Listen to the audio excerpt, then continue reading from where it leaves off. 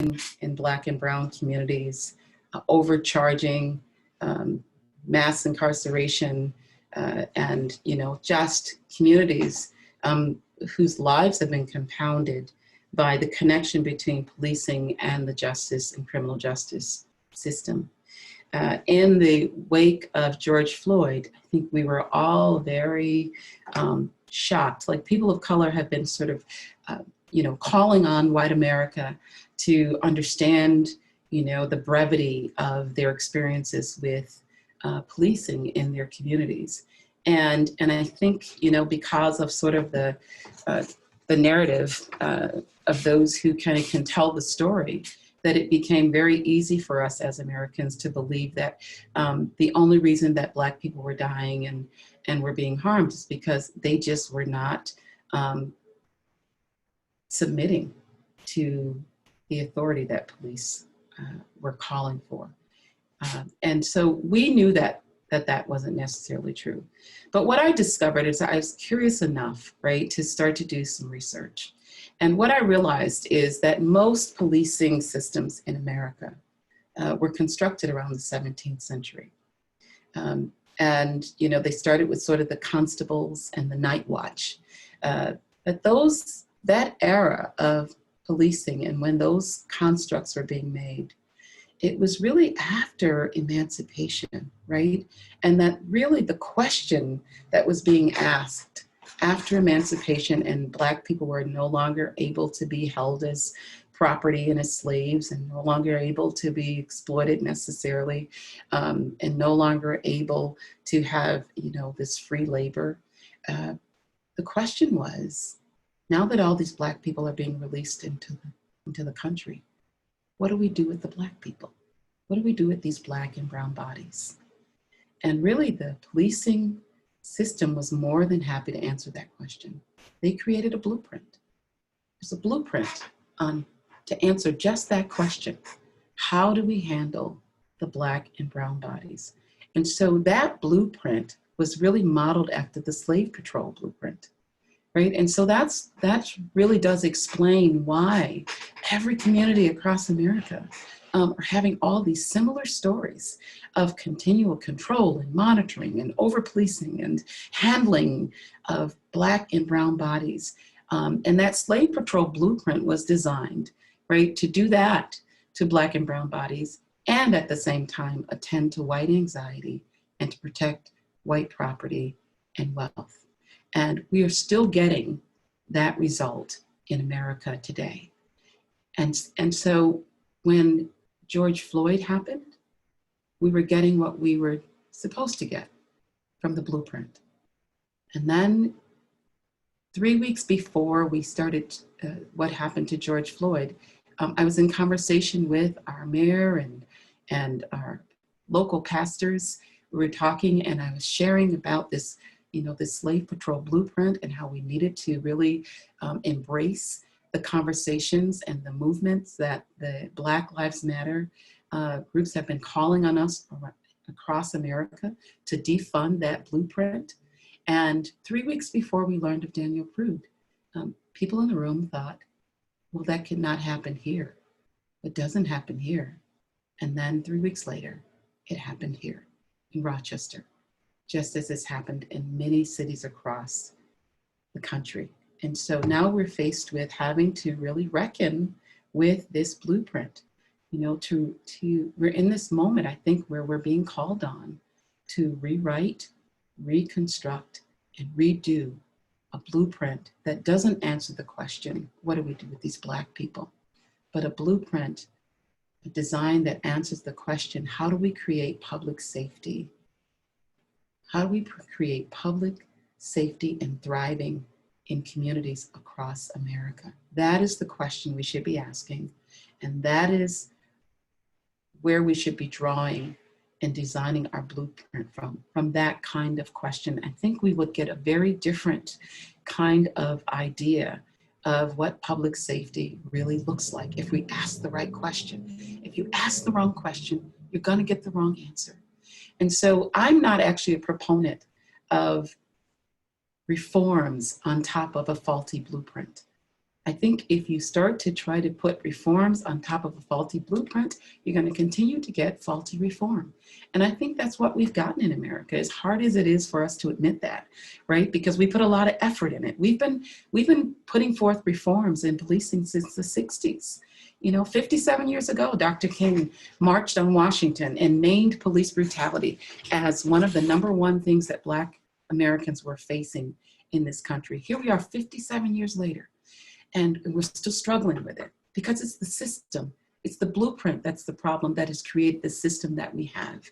And I think we're smart enough, I think we're bright enough that if our ancestral story is that ancestors in the 17th century created such a demonstrous blueprint that has wreaked havoc and traumatized Black and brown communities, that we then need to show moral courage to defund this blueprint. We have to defund it. You can't keep allowing and expecting Black and brown people to fund their own terror. It's cruel to expect someone to fund their own terror. We have to acknowledge and admit that this blueprint is a slave patrol blueprint. It is not helpful to any of us. And it leaves Black and brown communities vulnerable, oppressed, with state-sanctioned violence permitted upon them, and it's just wrong. And as a Christian, as people of faith, every faith tradition has something to say to us about alleviating oppression. Like, we all have that responsibility to do it. We know that in Rochester, our policing system was created in 1819, a time when most Black people were still slaves or indentured servants, right? Because if you were a man, you had to be indentured servant for 28 years, even after the emancipation of slavery in New York State. And if you were a woman, you were an indentured servant 25 years afterwards, because New York State did not end slavery until 7 years after the policing system was created in Rochester, New York. And I would imagine that other cities across the country have similar stories. But the policing system in our city, by 1905, it was done. The structures for how the police union was done, the structures for policing was done, and not one Black or brown person had anything to do with that. It was a terrible time in our history for people of color. And I think we've been given this moment, this time of a pandemic where systems have been shut down, slowed down. We have our chance to look at them, to reevaluate them, and to put our best thinking forward, and to be leaders on this, to be thought leaders, and to fix this. The policing system isn't the only system that has used a blueprint from the era of slavery and Jim Crow. Our healthcare system has used that. We get this, really all the systems that we get these disparities from, because just about every system in America was legally and intentionally set up to serve white people exclusively.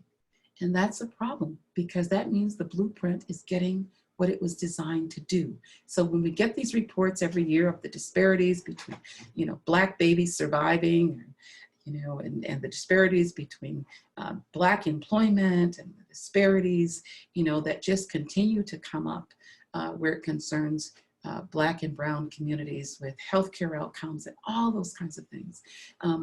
We are getting exactly what the systems were designed to give people of color in this country. And I think that we have this moment to fix it, to come together and to not become divisive, thinking this is about good and bad cops or good and bad people. This is about a system that we have all inherited. And we need to fix these systems. And we need to ask different questions than the systems asked in the 17th century and the 16th century, and even the 15th century.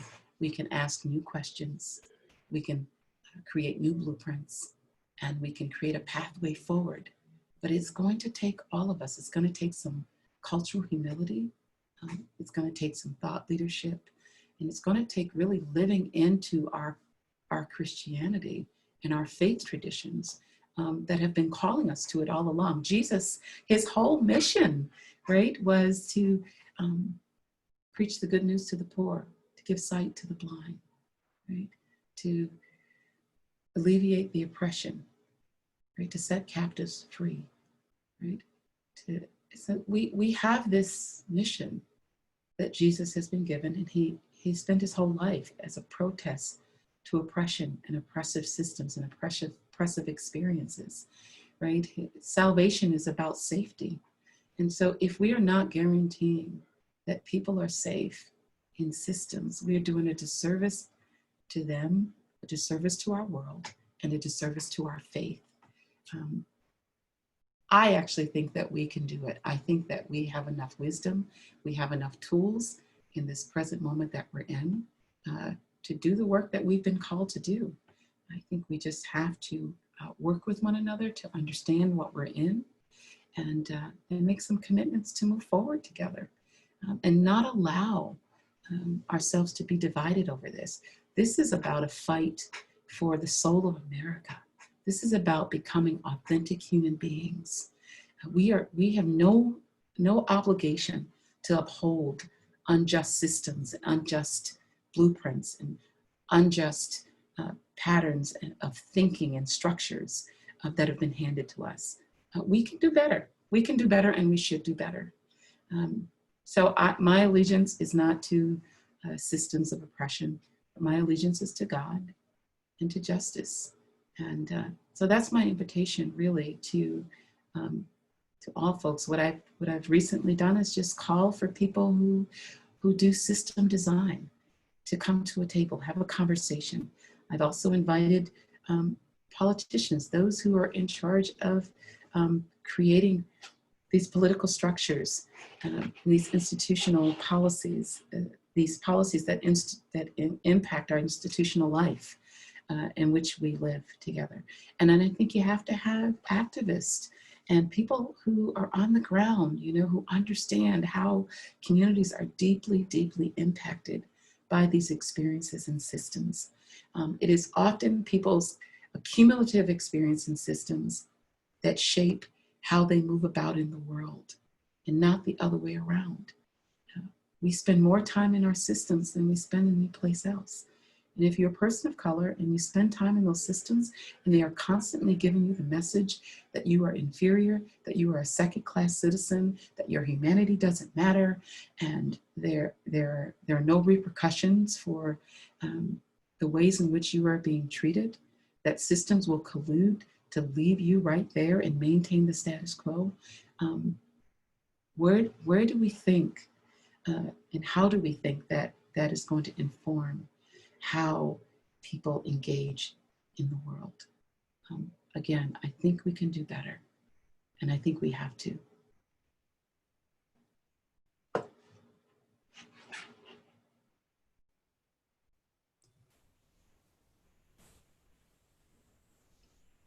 Thank you,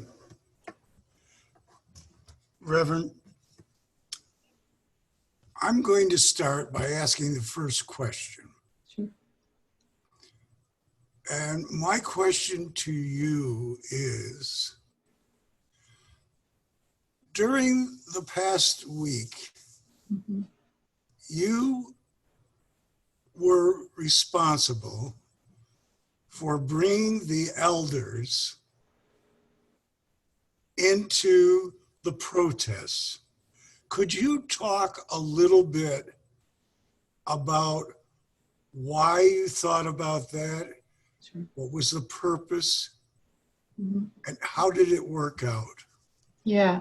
So, I wasn't the first one to think about elders. So I'm connected to the Free the People leadership and the Black Lives Matter leadership on the ground. And I was also part of a text group of community leaders, Jim and Shirley Thompson, who are Buddhist friends of mine, who have been working with the Gandhi Center locally here in Rochester. And really, they had the original idea about elders that I was included in this conversation about trying to pull some elders together. And they did do that in a smaller way on Saturday, the night that we were converged upon and attacked by the police trying to protest and march up Exchange Street. So the idea of elders was a wonderful idea, and I understood it because in our communities, You know, elders have always been the ones to hold the pain of others. They've always been the one to understand how to be present and come alongside of people, to not shut them down, but to care for them in those moments. And when you're hurting and you're feeling re-injured and re-traumatized, you need somebody to come alongside of you, to be in it with you, that can create some safety for you. And so that's the idea of the elders, to be a buffer for the people who had been harmed for 4 days straight, and were just continually being re-traumatized. So it was part of that, that email text. And so I thought it was a great idea. But those elders who were part of the group, there were maybe 5 or 6 of them on that Saturday night, their idea never was able to come to fruition because the police, RPD, blocked off the street and declared it unlawful. And mayhem kind of broke out. You know, there were sonic sounds, there were pepper spray, there was firecrackers, you know, and people were scattered and we were running everywhere. So it didn't happen on Saturday night. And then later that night, what happened was, as the police dispersed us, I actually came back to my church because that sort of ended our protest, I thought. And so as people were running different places, sorry.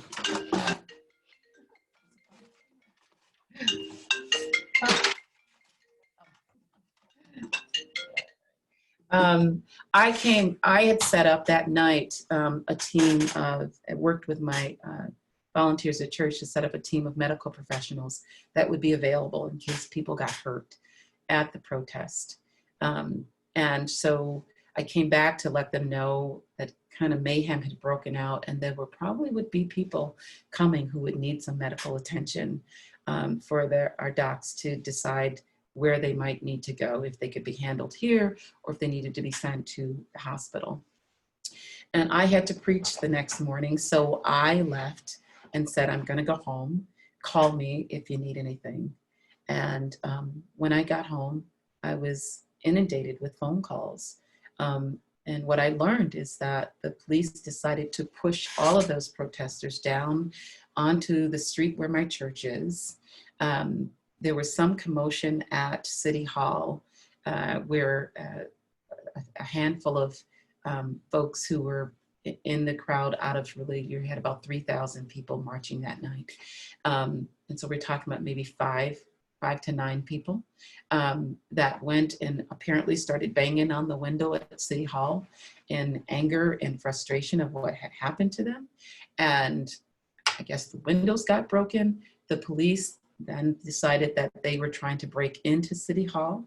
And so they just started spraying on everybody. And they trapped people, hundreds of protesters, onto my street right in front of the church and blocked off those, and just began spraying them with the chemicals and the pepper bullets and the rubber bullets and whatever they had.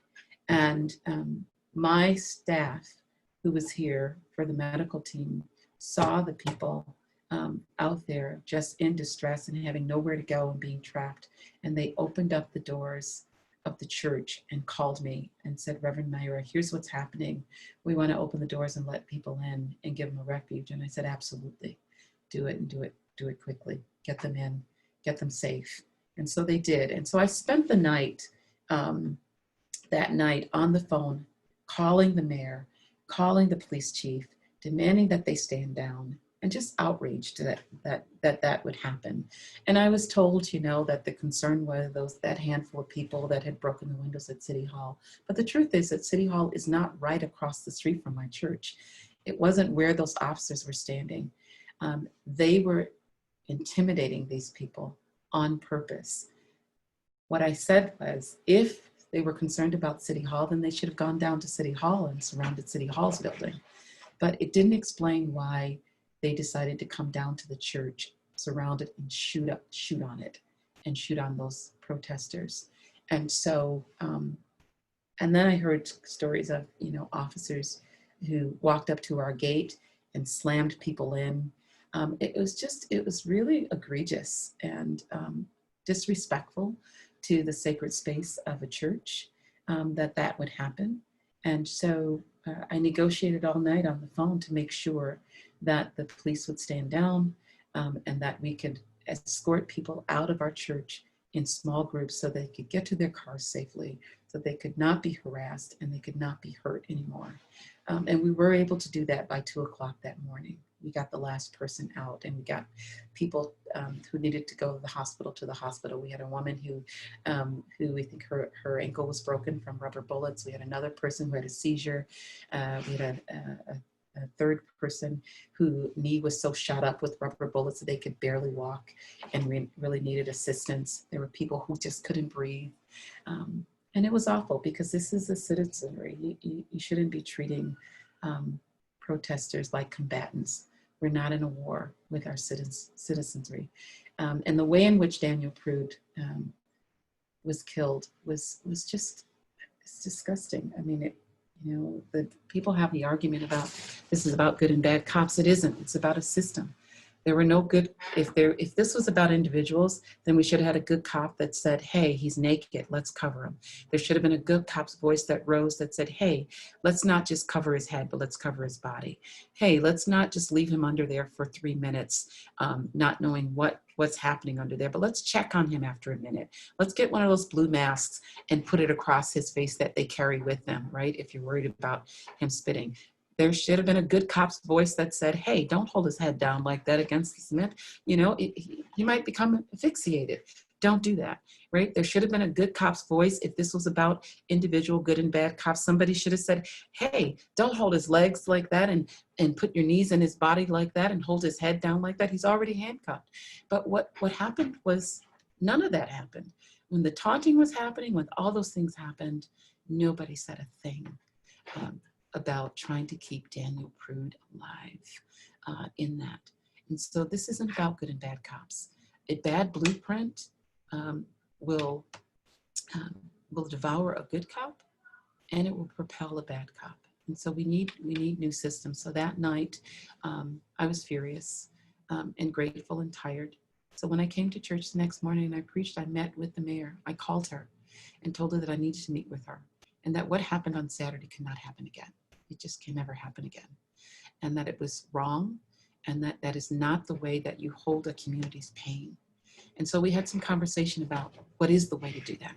And the way to do that, at my request, was to get those police officers off of our streets, blocking pathways as if the community needs their permission to grieve and to mourn and to call for justice. They do not. They have a right to do that. And so we had some conversation about how we might manage people's anguish and manage keeping them safe. And so I, thinking about the elder idea that the movement had already had, decided that I could add about 50 more elders to that group, and that we could actually allow that that idea to take fruition and be successful. And so I joined the mayor in having that conversation with the police chiefs after we decided that we would try it.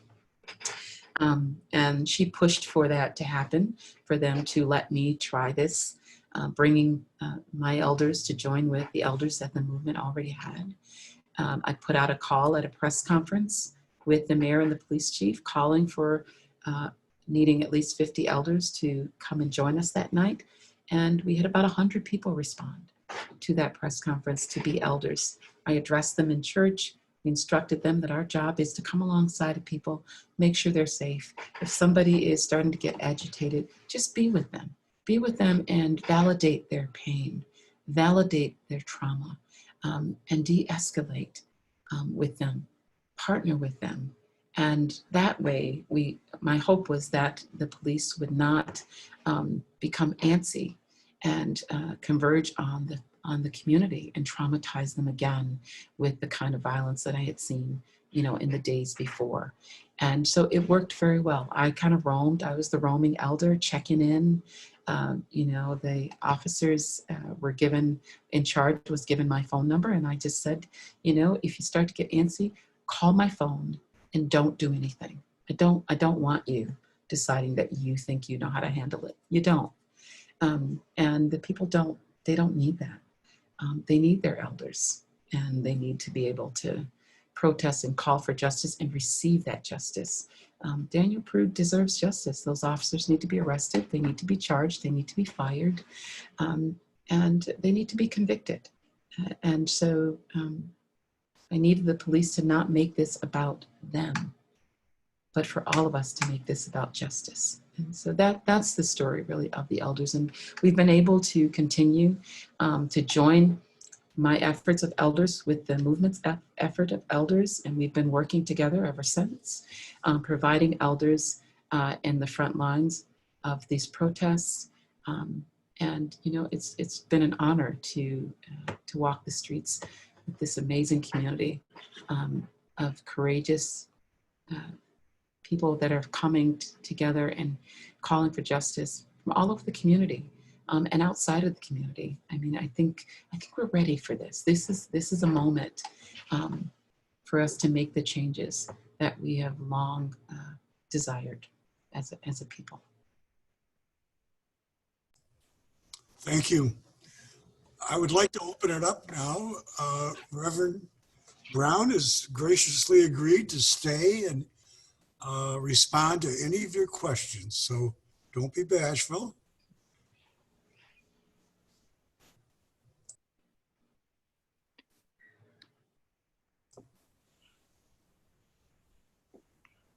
There's a thing in your chat, Art. Yes. Want to read that? Share it. I will.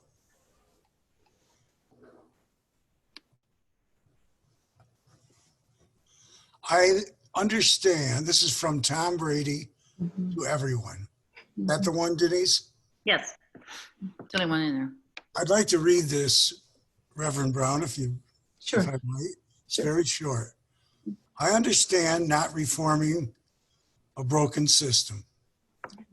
Are you familiar with President Obama's task force on 21st century policing and a resulting blueprint?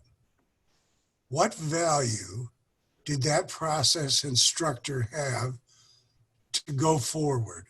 Also, have you been a part of the group of religious leaders led by Reverend Stewart who have been meeting with police chiefs as well as sponsoring community forums? Your thoughts would be appreciated. Yeah, thank you. Thank you for that. Yes, I am familiar with President Obama's task force on 21st century policing and resulting blueprint. I think that communities, particularly our community, took parts of that. I don't know of any community that took all of it, right? And so what I can say is, despite President Obama's task force and his recommendations, we ended up with a Daniel Prude dying on our streets, right? Which I think is the proof right there that this really is work around a blueprint and revamping a system that we've been handed. And so what value did that process and structure have to go forward? I think it made us feel better. I think it made us feel like we were making progress without having to redo the blueprint of policing. And reform programs can make you feel that way, right? Because it does give you some reprieve of appearing to be unjust. But this model is unjust. It's not the right blueprint for how we need to be providing public safety for folks in our world, and particularly in our community. And have I been part of the groups of religious leaders with Reverend Stewart? Yes, I was part of that from the very beginning. I actually sat at the table with those police chiefs. I stopped coming to those meetings after about the third year when they didn't seem to be ready to do anything substantial. What they wanted to do was just kind of keep Black and brown people at the table talking about, can't we just build better relationships? Can't we just, get to know each other? And that's fine. Like, I think 2 years was long enough to get to know each other. What we needed was a committal to something. In those 2 years, we were simply, one of the things we were trying to get them to commit to was racial justice training, and we couldn't even get them to do that.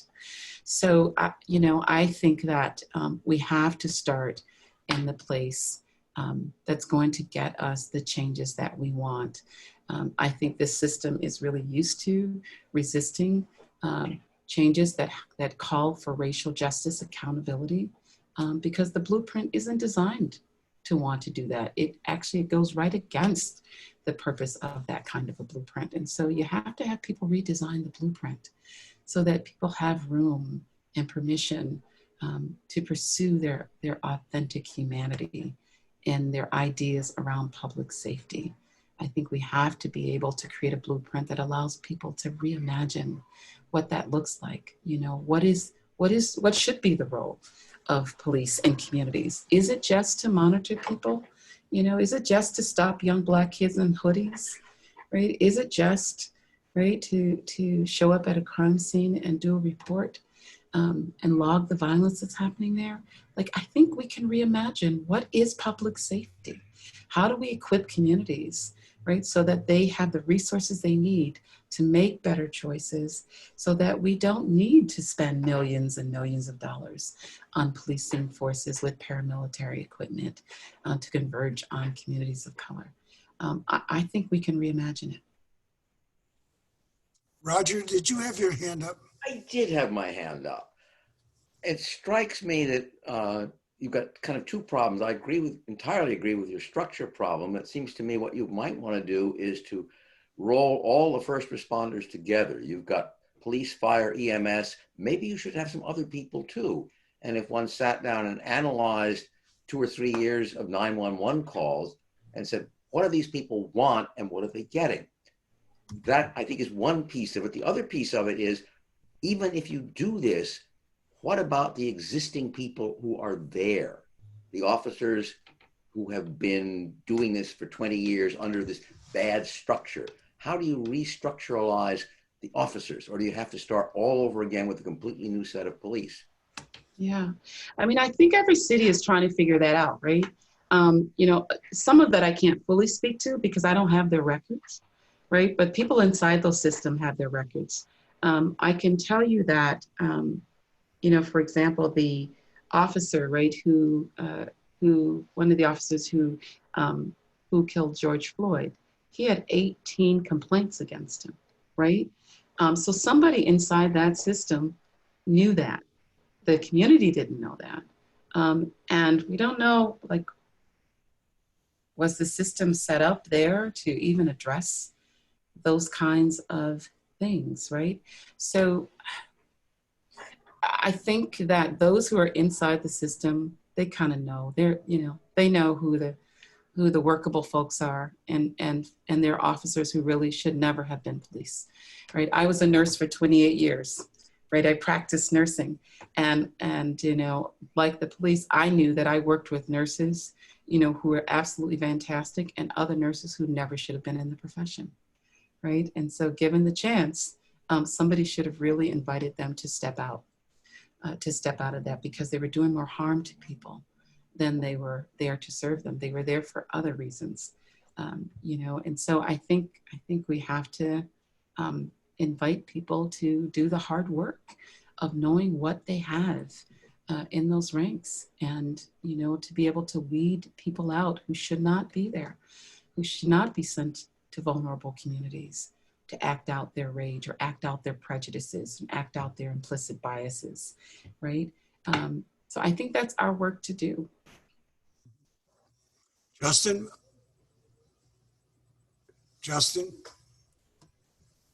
Yes. First of all, before I say anything else, thank you, by the way, Bart and Amy, for putting this thing together, especially in such a short amount of time. And good evening, Reverend. Good evening. I don't know if there's so much a question in this. Maybe there is, but before, and by the way, if it looks like I'm extremely nervous, it's because I am. Just breathe. Take a deep breath. You're all right. Yeah.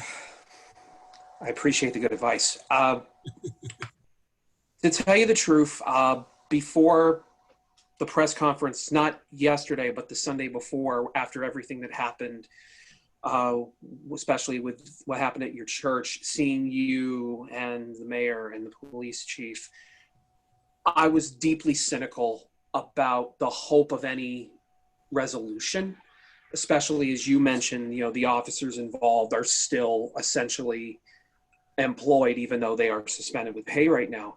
I watched that whole press conference, and I was really cynical because the mayor and the then police chief at the time, obviously with the news that happened today, just to me felt like it was a hollow defensive experience just watching them talk. But then you spoke, and I genuinely felt that you were the most empathetic, most reasonable person in the room. And I wanted to, first of all, applaud you for everything that you have done. And I'm sure that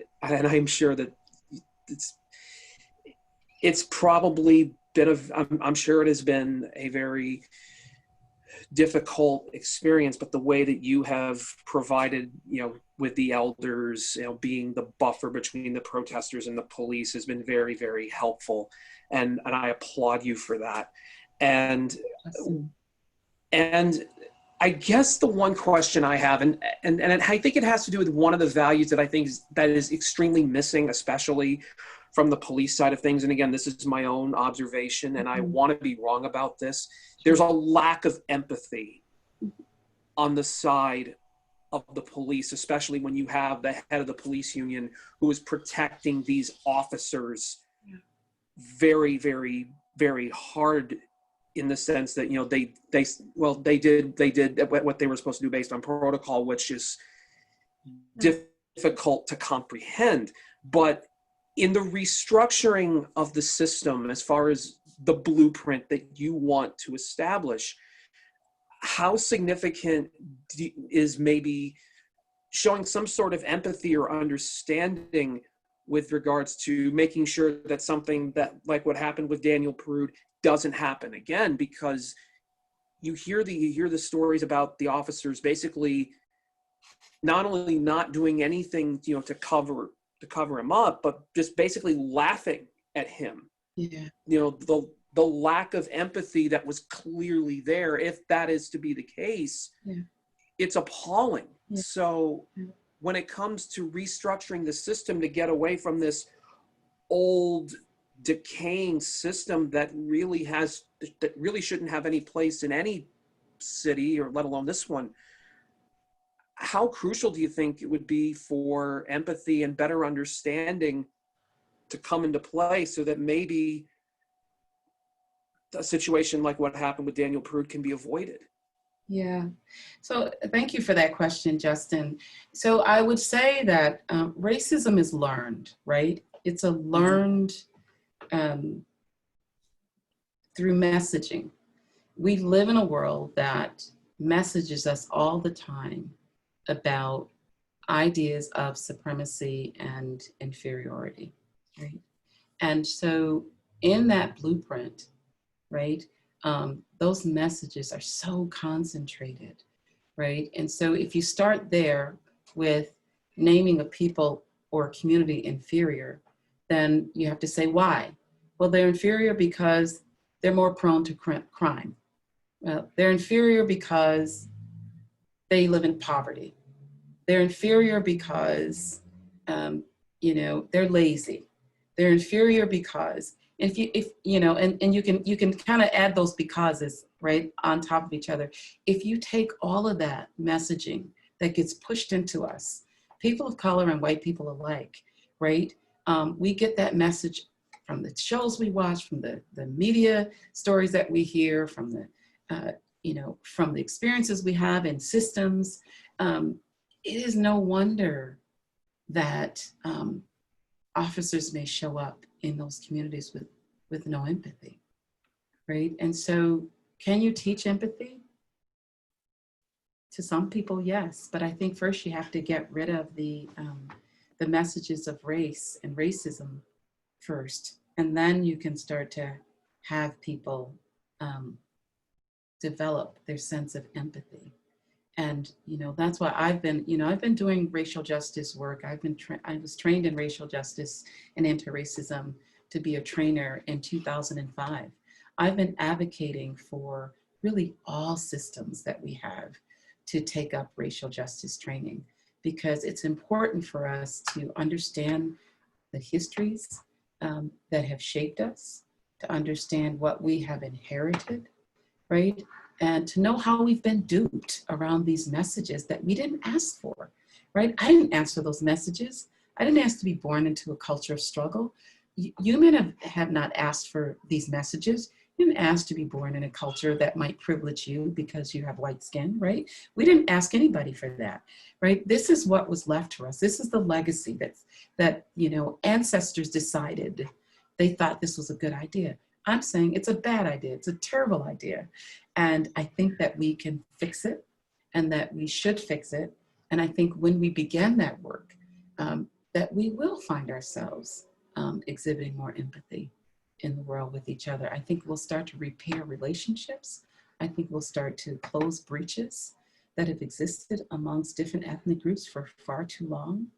I think this is a work of love as far as I'm concerned, right?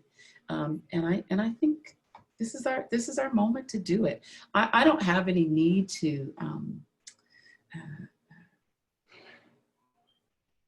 oppress police officers. I'm not even interested in that.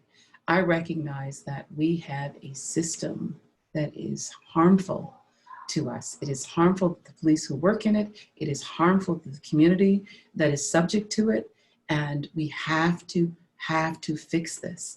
But we can only fix it by learning that history and talking with each other, reasoning with each other, and getting each other on board to the work. Like, if we all did the work, we could get this done.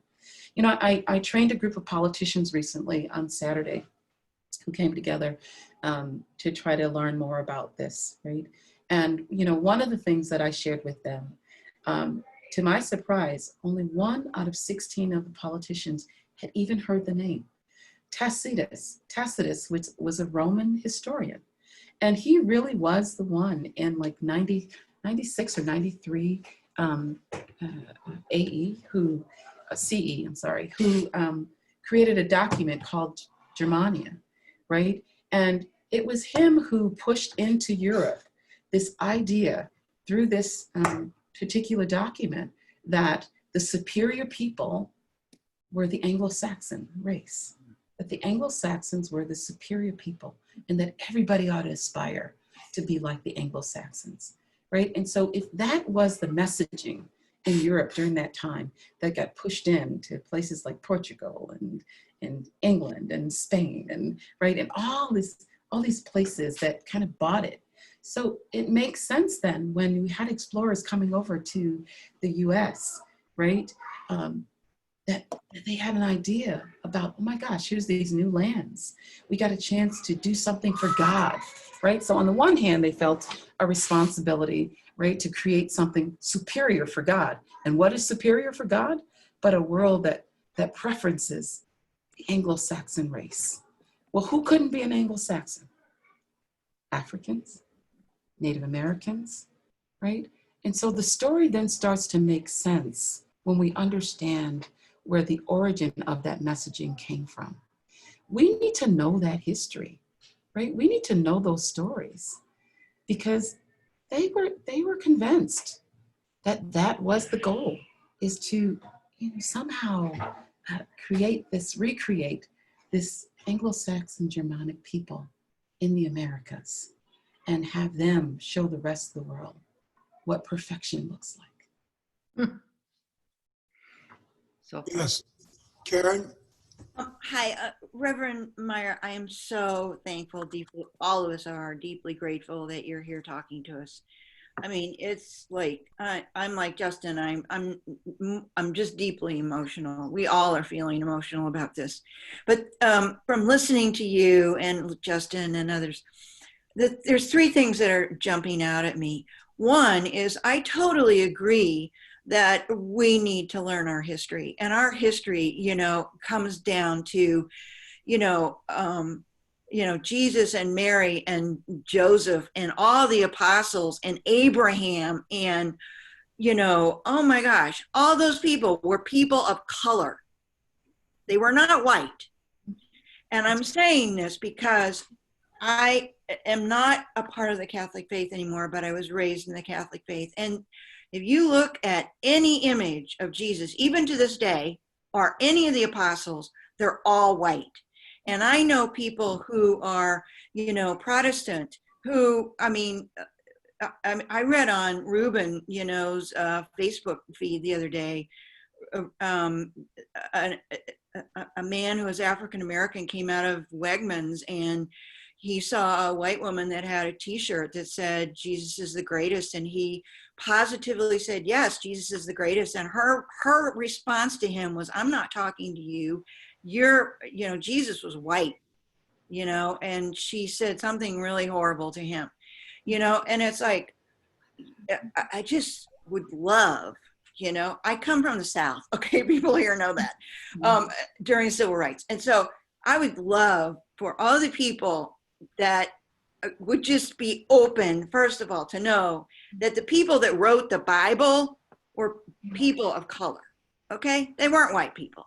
Second of all, I think that there's so much fear, and its fear is being propagated. And I know from being in the South during civil rights, boy, you could cut fear in the air. And that was as a little white girl. Okay. But I saw people of color, just horrible things happening, but the thing of it is that, it's fear is used as power for all people. And so that has to be addressed. The fear has to be addressed, okay, on all levels. And I think also, I used to live in Boston and Rochester, and what we did was, we did neighborhood watch. And it's kind of scary when you're doing a neighborhood watch. You don't know what's going to happen, right? But you become very close to your neighbors that are doing that neighborhood watch. And where people have to start turning the protest into neighborhood watches. And it's like, and starting to own the neighborhood. And it's really hard because a lot of people don't want to come out. They close their windows, they hear a sound. They're not going to say anything, you know what I mean? And so, it's just like, and that's people of all color that do that, but especially I think in marginalized communities that do that. So I think that the third thing is that the police union all over the place, just have a chokehold on their people, on, their police, and also on all of us. They're just like a mob rule, and I don't know if you have any ideas how to get around that police union, but it's serious. Yeah, I mean, I think for me, like, it all goes back to the blueprint, right? And that slave patrol model. I think what we have to realize is in America, somehow policing got framed as a heroic act in the way in which it functioned in Black and brown communities and on Black and brown bodies. And we still kind of have that framework of, those are our heroes, leave them alone, right? But we have to understand, where did that mindset and that framework of declaring them heroes and their policing become a heroic act?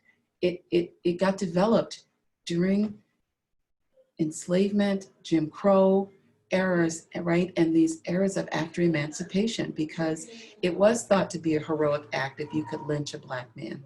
It was a big deal for white communities. If you go to Alabama to the Outdoor Legacy Museum that Brian Stevenson did for the South, you'll see plaques of lynchings and names of people, there were sometimes 3,000 people that attended a lynching, sometimes 10,000. There were other lynchings where there were 7,000. Like, these were big deals.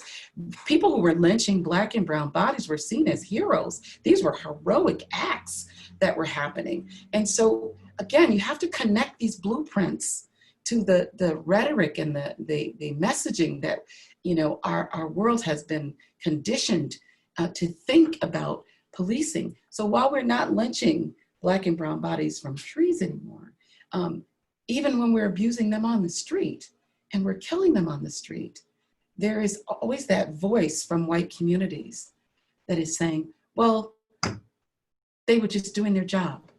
They were just being heroes. They were just doing a difficult job. It's hard out there, right? And so the humanity of those Black and brown bodies is not what the focus is. It goes back to the focus is, these are our heroes. These, right, are folks that we should not be thinking about making those changes. Those Black and brown people just need to submit, right? They just need to behave. So the mantra is really the same. And we've had this mantra, right, that's been coming at us for centuries, centuries and centuries and centuries. I'm not even sure that the police really even understand that, right? So we have to have these conversations with them. You know, they're uncomfortable conversations because none of us want to feel like we're attached to stuff like that, right? It feels icky. But it's not our fault, right? And so we fight to maintain stuff because we start thinking that it's our responsibility to hold on to this stuff. It is not. It's our responsibility to let go of this stuff, right? And to create something better. And I think that's where the polarization comes in and the division comes in, is people think that they have to hold on to stuff because they're a part of it. We don't. We can be a part of something, have a critical analysis of what we're part of, and work to change it so that we can feel better about what we're part of. And that's, I think, the challenge of American policing in this system, and many of our systems that are functioning right now that are not giving us the kind of equity and the kind of justice that we know and we say that we want every American to experience. We have to create that. It's not going to be organic.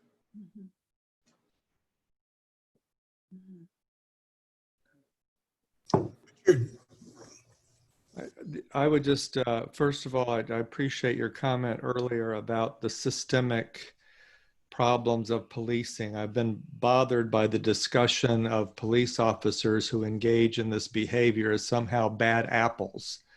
And if we just did a better job of getting rid of bad apples, the problem would go away. But I think they're embedded in a system that can turn a good person into a bad apple, whether they want to be or not. And we haven't sufficiently acknowledged that. So I appreciate that comment. The other part of the dynamic that you're talking about, not only do we begin to sanctify the police officers involved in these incidents in some cases, but then we begin to debase the victim. That's right. As if the victim deserved this behavior because of something they did in proximity to the incident or something that they did years ago that had nothing to do with the incident. And that's also deeply troubling. So I just wanted to make that comment.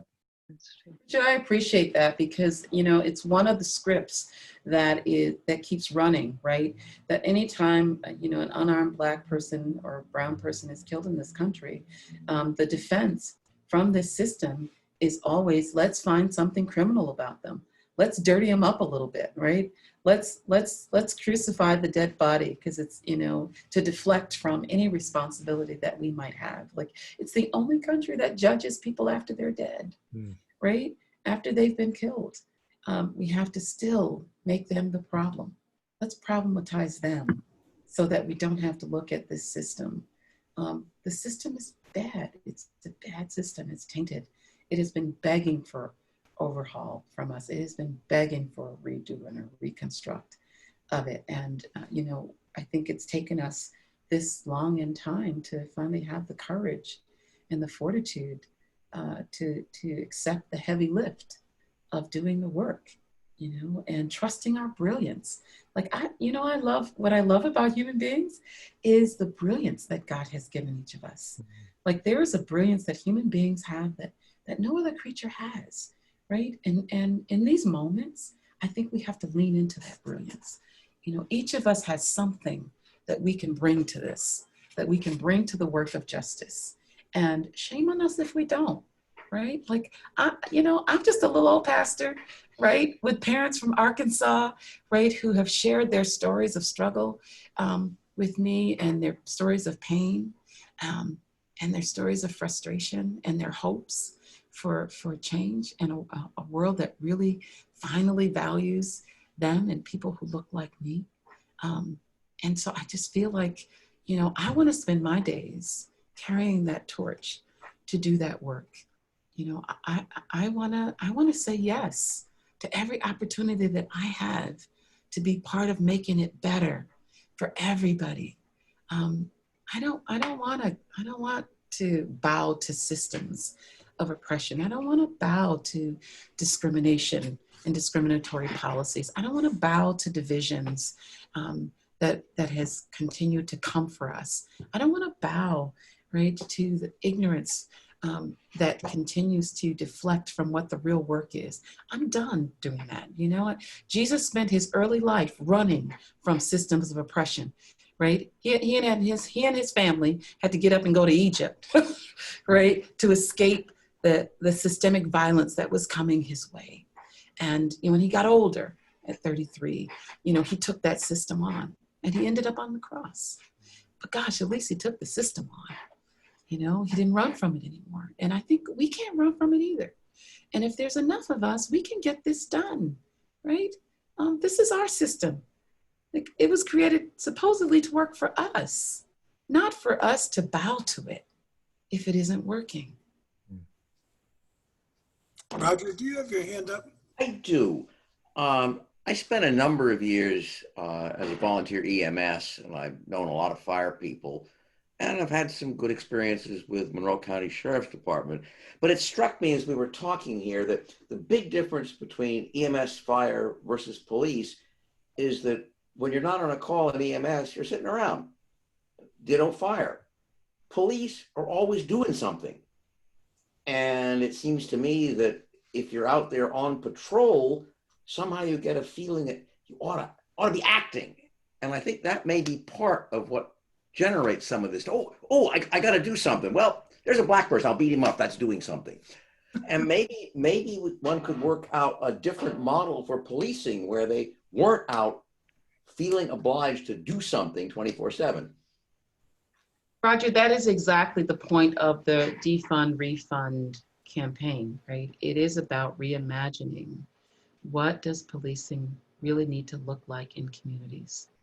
What does that need to look like, right? Is it about sitting in a car and thinking these suspicious thoughts about everybody who passes you, who is in a hoodie or has a car with a light out, or right? What is that about, right? Like, so I think this is our moment to sort of challenge how we think about public safety. Is public safety just policing people? Is that what it is, right? I don't think that's what it is. I don't think that's the full gamut of what public safety is, right? I mean, I remember when I was, a kid, they used to have the officer friendly that came to the school, right? To talk to you as kids. And, and so in some ways, as a kid, I was mesmerized by, these officer friendly police. And then you grow up and they're not so friendly to you anymore because my body is no longer small and cute. The messaging has said something different about my size and where I come from and where I live than it said about me when I was 5 and when I was 8 and when I was 11. And Officer Friendly was coming to the school. I think, even back then we had kind of the right idea about making sure we had an officer friendly, right, aspect of public safety. And I think we can redesign this in a way that we get what we need in our communities. John Boulay? Yeah, I've I came to Rochester in '68 and got involved primarily with the schools. At the time I worked at Kodak and wanted to be part of improving things in the community. And by '86, my wife and I got involved with PACT, which was Police and Citizens Together Against Crime, which was Citizens Patrol to go, and the objective that we had was trying to improve relationships between the community and the police, and we, the first 20 years, I think it was always kind of made us wonder when we'd hear all these stories of police brutality, because we weren't seeing any of it when we were interacting with crime prevention officers, and we had a pretty diverse PACT group. But then during the last 10 years or so, you start seeing videos and whatnot. That really has been a wonderful thing to have come about, that we see what actually is going on. And you start looking more critically at what is really going on. And I can think of several times when you'd see, I remember coming back to, after finishing a PACT walk, and we were working out of a police trailer up at Thurston and Chili. And when I had come there to pick up my stuff, I had pulled into the one parking spot behind the trailer, and an elderly black gentleman came out and said, "Could you park across the street? Because that's the only parking spot we have for our store here." So I said, "Sure, no problem." By the time I came back, apparently a police officer who was quite a yahoo had come in and done the same thing. And when he came and asked them to move, that set him off. By the time I got there, I'm watching this police officer just pushing this guy around in the street and making a absolute scene of, "I'm in charge here and I can do whatever I want." And I interviewed a few of the people standing around. I remember one young teenage girl was in tears watching what was going on here, and I'm thinking, what is this going to do for her participating in the community in the coming years? And when I went back and reported this to the neighborhood service center where our CPOs were, they didn't really want to get involved with this, So I went home and I had to write it up and email it in, and then their lieutenant sent it up through the chain of command. But what I really would have liked to have seen is the local CPOs go and talk to the people that were involved with this and establish a rapport. And that just doesn't happen. There's this fear of a police officer doing anything that is contrary to what somebody else says or does. They similar to somebody putting a blanket around somebody who's freezing out on the street.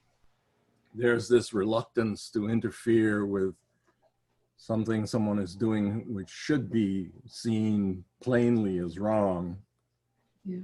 To be trained to not see somebody else's humanity, to have that be part of the construct, to have it be part of the systemic way in which a system functions is very problematic, right? So, when I was 12 years old, I had my first experience with RPD and the systemic problems that it had.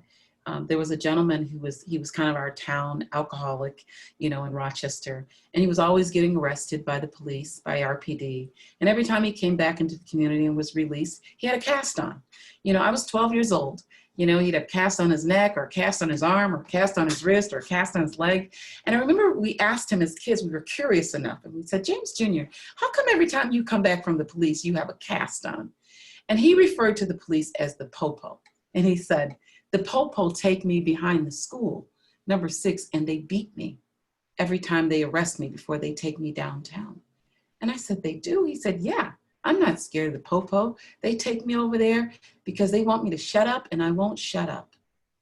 And so about a week later, sure enough, his family called the police on him because he was drunk and he was talking loud, and the police were called and they came to get him.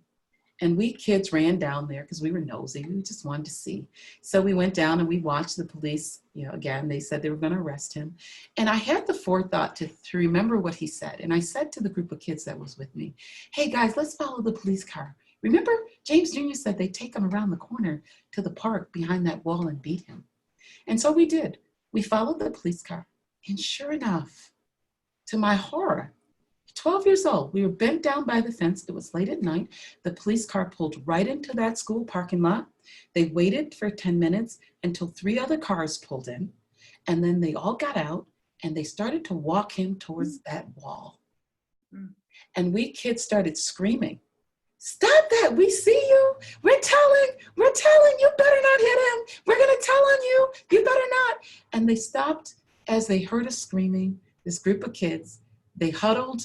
I don't know what they said because they were quite far from us, and then decided to walk back to their cars, get into the car, and they took him somewhere else. Now they did beat him that night because he still came back with a cast, but they didn't beat him at that park, right? Because we kids were there.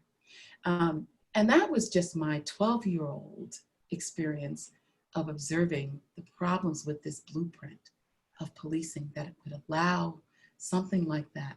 The many, many times where they were able to do that and get away clean. Like it wasn't even computed that that was a problem. And so I think we have to fix this, right? We have to fix this. James Jr. would not have been somebody who would go downtown into the Office of Professional Conduct and file a complaint and follow up on that. Like that's just not what he could do. But this has been happening in this community and communities across America for a very long time. And we have to fix this. We absolutely have to fix this. Valerie?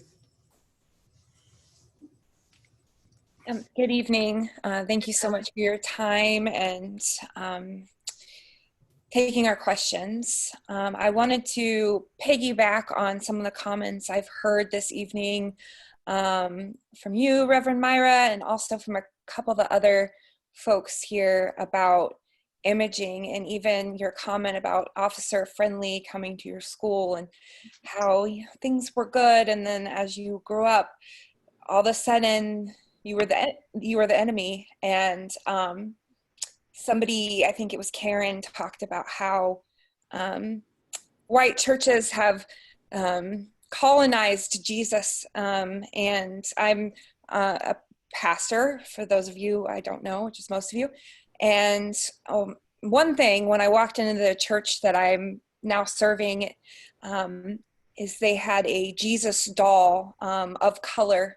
And that was one of the first times I'd seen that in a church. And that so touched my heart, because it's those things that I think we're called to, is how we depict God, how we envision God, and how we share that vision with others can be so powerful, to lift up an image of God as a brown person, which he was brown, and share that image with our little ones coming up, and helping people reimagine what they envision the most powerful source of the universe to be, and that imaging, how it sort of indoctrinates us and it seeps into our subconscious. And right now, the images we have, on TV, it's like Reverend Myra has been saying about, we have learned to idolize the police. We have learned that they can do no wrong. And the same, shows, our Law and Orders, all of these police shows, they depict Black and brown people as being other, as being enemy, as being juxtaposed to good and what's righteous. And I think that this is something we do have say in our communities, of how we depict good and goodness, and what we teach our children, and how we unlearn sort of these embedded biases that we didn't ask to learn. But I think that's something that white folks, we can definitely take responsibility in how we teach imaging. So I just appreciate that conversation. Yeah, no, thank you for that. I mean, imagery is really powerful. Like what we see, right, gives messages, sends messages to us all the time. And it does matter because those images translate into thinking and then, right, behavior. So you're absolutely right. And, you know, my son, I have a son who is 35 years old. And I remember one year a few years ago, he was completely traumatized by the police. You know, he was on his way to work. He was driving a red car. There was a young white woman who was engaged in prostitution, and the gentleman who she was engaged in it with tried to pull a knife on her and not pay for the service. She called the police, and he happened to be in a red car. So what happens? The police pull my son over because he's driving on the expressway and he's Black and he's in a red car. And there were 20 officers that surrounded him with guns, forced him to get on the ground. And he was so dehumanized. And they brought the woman over to him and they said, "Is this him?"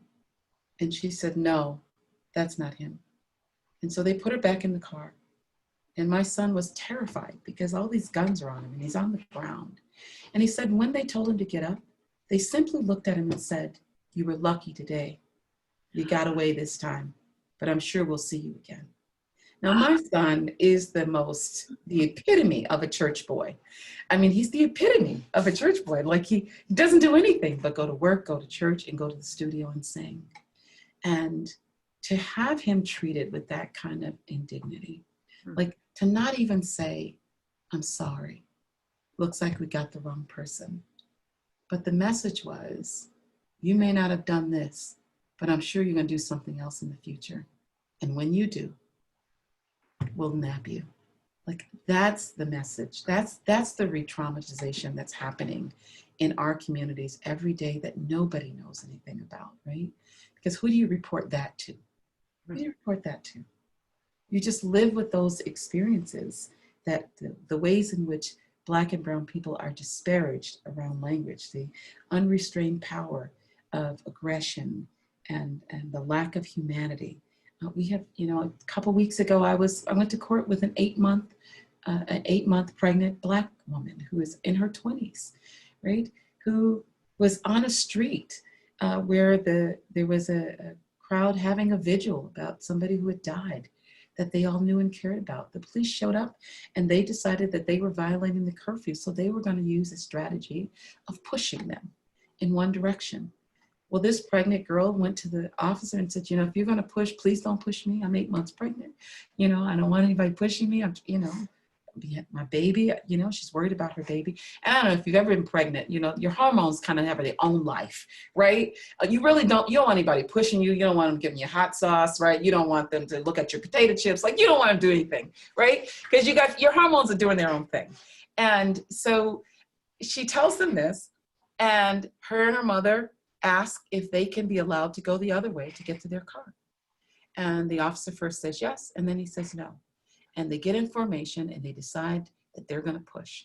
And what do? They push this 8-month pregnant woman. Once, she said, "Stop, please stop pushing me, don't push me." So they do it again because they have to follow the protocol. The protocol says push, we are pushing. They push her again. And then she says that the third time they're getting ready to push her, she puts up her elbow and she says, stop pushing me." And immediately he says, "Oh, you assaulted an officer. That's assault in the second. That's a felony." She's 8 months pregnant, right? And so now he tries to handcuff her. And then she resists. She doesn't want to be handcuffed because she knows that she didn't assault him. She's trying to protect herself and the baby. So what happens? He throws her around on that floor, on this ground, this 8-month pregnant young Black girl, until he gets her good and handcuffed and scraped up by her legs and her knees. And this is her community sees this happening. So these are stories that they're creating in these communities, right? But like, in what other community is it okay to take an 8-month pregnant woman and throw her around and to push her around and then make her the problem if she says, stop pushing me, right? So, I think I have to step over a lot of my own rage, even as a pastor, because I know this is not right. In this community, we have those stories. We have stories of Black pregnant women who the police take their fist and punch them in the back of the head to take them down because they say they're too aggressive. But if you or I put our hands on a pregnant woman, we'd go to jail. They get to do it. They get to do it all without impunity, because this slave patrol blueprint allows much more than what we think it does. And I think it's time to defund the blueprint. So that's why I have no problem with that word. You cannot expect people to fund their own terror, to fund their own oppression, to fund their own dehumanization. And to ask them to do that is cruel. To haggle over the word is cruel when people are having real experiences in this community that just need to stop. They just need to stop. And the only way to stop it is to stop funding it and create a different blueprint that we can fund. And then attend to the impact that blueprint has left on those communities for years. We need resources to just attend to the pain that it's left behind, right? The mental health issues that have been left behind. People who can no longer even be employed without assistance that have been left behind. I mean, the problems are surmountable. We need a defund the blueprint, refund the community strategy in this moment. It is a pathway forward. And then we need to redesign the blueprint. And that's my position.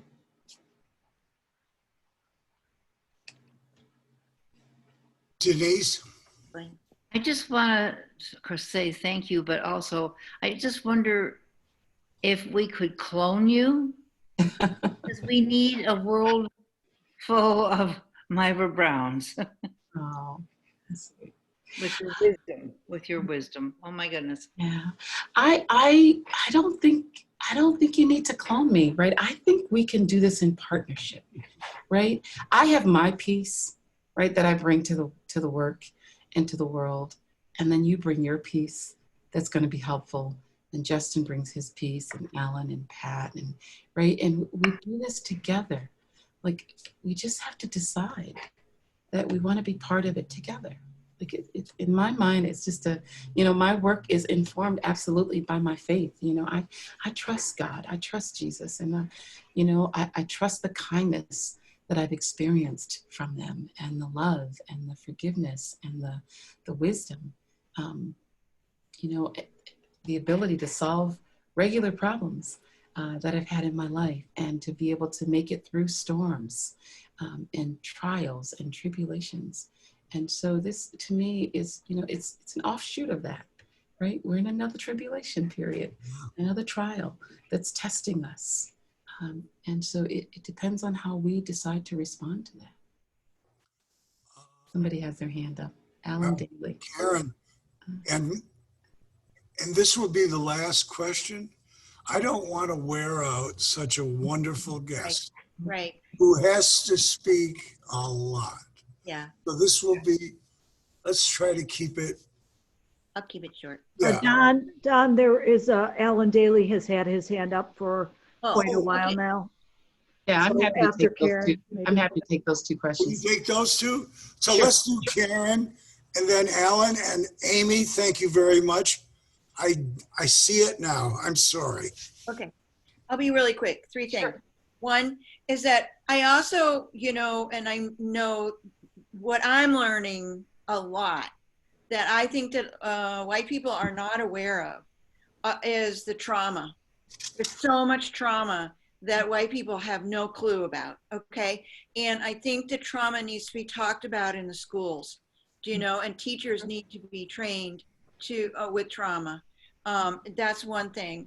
The other thing is that, I mean, I used to work as a social worker with inner city youth. And I mean, I have been in court where I watched a policeman lie to the judge and the judge took the policeman's, it was really obvious to us, we knew, you know, so that's like the whole thing. And, you know, the other thing is that you're talking about brilliance, and I think it's really true. And I think a lot, if we could all see each other as brilliant, loving, divine light, that would sure change things, wouldn't it?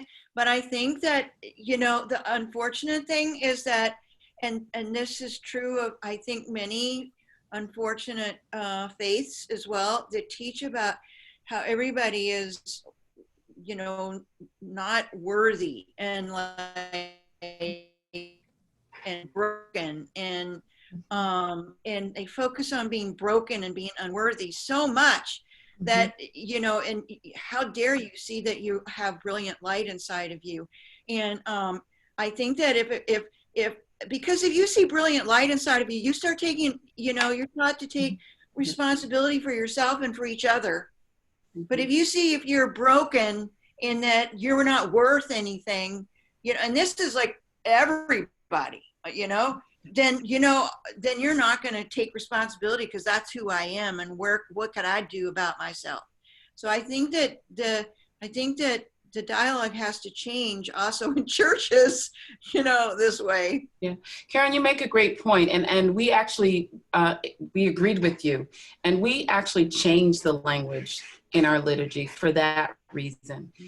Many Catholic churches still say that line, "Lord, I'm not worthy to receive you, and by your word I am healed." We actually changed that to say, "Lord, you make me worthy to receive you, and by your word I am healed." We changed it for that reason, because every Sunday people were being reminded that they were not worthy. And the truth was that we all are, because God makes us worthy. And so the language needed to reflect the reality, right? And once people were able to live in their worthiness, then they could reach into their brilliance and what they have to contribute to the world to make it better. And you had more folks who were willing to do that and ready to do that. So I agree with you. I think in our religious circles, we have to make sure that we are open to reevaluating and adjusting the language that helps to propel the work. Thank you for that. I want to apologize to Alan, who's had his hand up. Go ahead, Alan. You need to unmute yourself. That's it. It should be unmuted. And can you get my picture up there too, maybe? Maybe not. Never mind. I'm unmuted. That's all that matters. Reverend Brown, thank you very much for this tonight. I ran into it about 20 minutes of 8 and I said, I've got to be here. I've got two quick questions and they're both related. One is, I work with a lot of white churches. I'm currently serving in a Presbyterian church out in Greece. We have a great ecumenical clergy group out there, and we've started to do some social justice work.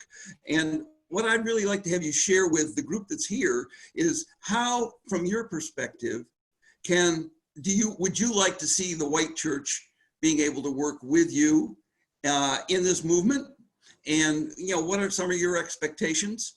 And the other piece of this is, I was in an executive committee meeting for the Greater Rochester churches today.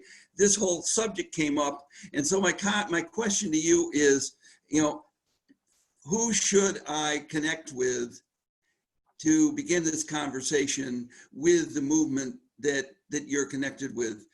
In addition to Reverend Lewis Stewart, whom I'm active on his board and in his organization. So, but I'm looking for something beyond that as it relates to GRCC. So those are your questions. I'm off and you can answer. Okay, so I think what white churches could do is commit to racial justice training for their folks who are wanting to be in this movement, because the racial justice training will help give them some context, some history, and some cultural sensitivity and cultural humility around how to do the work. that's one thing. And all churches really can create a racial justice team. They can do the training and then create an internal team, right, to help guide the work. I think the second thing would be to host conversations and dialogues with its members around the blueprint of policing in America and the history of where that comes from. I think we have to inform white communities around this historical story and its event and its impact and how it keeps us really from fully living out our faith with one another, because it does, because it keeps white communities fighting with people of color communities on who's right and who's wrong, and who's telling the right story. And, you know, well, I don't have that experience, so I think you're overplaying it, or maybe you're being too emotional. And so all of that stuff, right, just getting the story right will help. And so I guess I would also say that white communities can help by not thinking that it is their role to wordsmith people of color, community leaders who have chosen a pathway that they would know their reality better than white communities know their reality. And that I think to just follow their lead, have the questions, but follow their lead. We live in a world where we're never expected to follow the lead of people of color. We're expected to critique their lead. And so I think you can follow the lead of people of color, and if you have questions, you know, get those answers to the questions that you have, but stay in it for the long haul with them.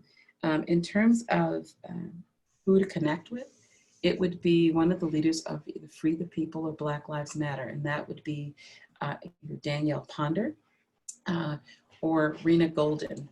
And Alan, if you, I could give you their email addresses. We can do that offline. I'll send you an email. Okay, if you send me an email, I will send you their email addresses and phone numbers to contact them. They would. Thank you very much. That's great. And actually, I think one of our we just hired a young adult minister who is also one of the leaders in the movement, and so we have a connection through her as well, Okay. Kristen Walker. Thank you very much. And Oops. the journey goes on. You're welcome. I thought the journey was ended. Thank you so much for having me. And, Well, hey, Thank you for coming. no, you're very welcome. thank you so much, Reverend Brown. Thank you so much. It was wonderful. Thank you, everyone, for coming. I can tell you that the next program, which will be after Fringe, is going to be a program where we're going to learn about race, racial, the Commission of Racial and Structural Equity, race. And I'm going to try to have at least 2 of the leaders of race. There are a number of committees. Are you working on that, Reverend Brown, race? I am not on that committee, but one of our employees who works in our prison outreach is on that committee, Yeah. Damon Wilson. I'm on the education committee, so as a former educator. But I can't thank you enough. You brought just a lot of what my father would call common sense, but also a sense, to me anyway, of really living out your belief. And I really appreciate it. Have a good night, everybody. Be safe, all right? Okay. Be safe. Thank you, Valerie. I saw that. Thank you very much. Yep. Blessings to you. Take care, okay? Bye-bye. All right, bye-bye. Bye-bye. Bye. Amy, Yes. thank you so much. Oh, thank you. It was wonderful. Terrific. Reverend Brown, I usually show a recording unlisted, just give people the link. Is that okay? Is public? Yep, Okay. that's fine. Public's Absolutely. okay too? All right, Absolutely. great. Absolutely. Thank you. You're welcome. Take care. Good night. I'm glad that we always record. Good night, everybody. Good Good night. night.